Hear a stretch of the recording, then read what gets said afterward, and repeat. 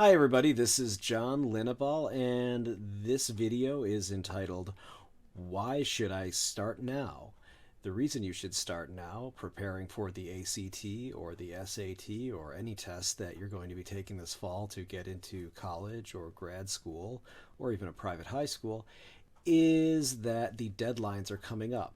For example, the September 10th, 2016 ACT is coming pretty soon, and August 15th, 2016 is the registration deadline. Now, you might be asking, why is that important? It's important for a number of reasons. One, if you register after that, there's a late fee. If you miss the late registration, you're just out of luck and you'll have to wait till October 22nd. And then there's only December 10th, 2016, which might be too late for some schools. So if you are a rising senior, you want to watch out for that. Another reason you want to watch out for that is on the ACT, if you need an accommodation for a disability, you have to create an ACT web account, register for a test date, and that's the first thing you have to do. It says to request accommodations for an administration of the ACT, examinees must first create an ACT web account and register for a test date. And all of these things have to be in by the published registration deadline for the preferred test date. It says here, all accommodation requests must be submitted by your school official through TAA by the published registration deadlines for your preferred test date. So breaking that down, you need to get in touch with your school official, who's probably going to need to hear from whoever has diagnosed you with whatever problem you have, and that can take a while.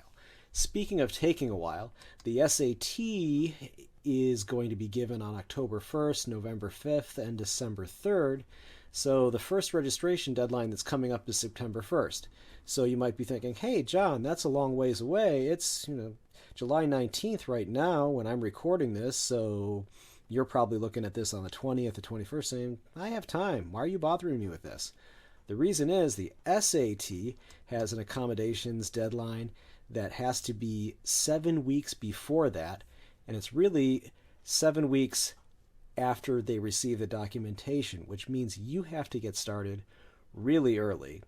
Just rough calculations, 7 weeks from October 1st is about September 7th.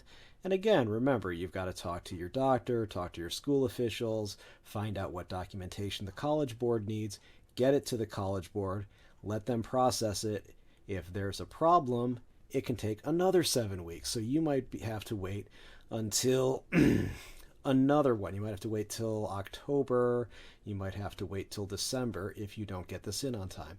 So if you have a reasonable accommodation, please make sure that you take care of that as early as possible. You might be asking, hey, why does this take so long? It shouldn't take that long. The reason is because the ACT people and the College Board always want to make sure that they are not giving an accommodation to someone who doesn't really need it, because it's a very competitive test. College admissions is very competitive.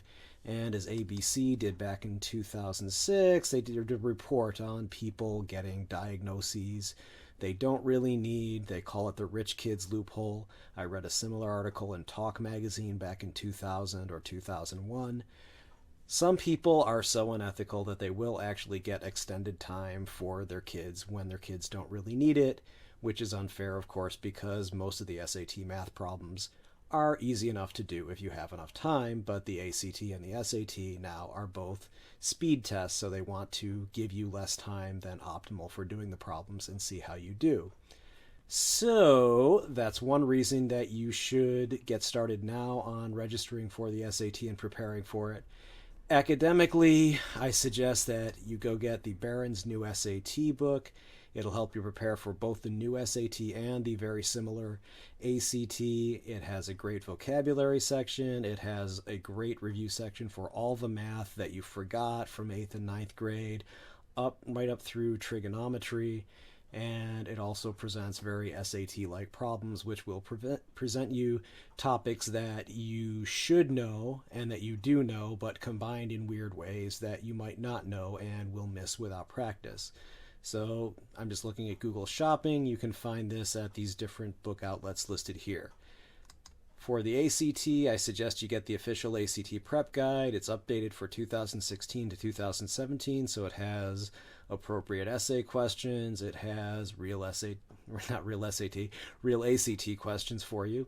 And it's reasonably priced, as you can see here on the Google shopping page. So that's all I have for you right now. Get started. If you have any questions, you can leave a comment. I do have links to these web pages in the comments below. Thanks for listening and watching. Have a good day.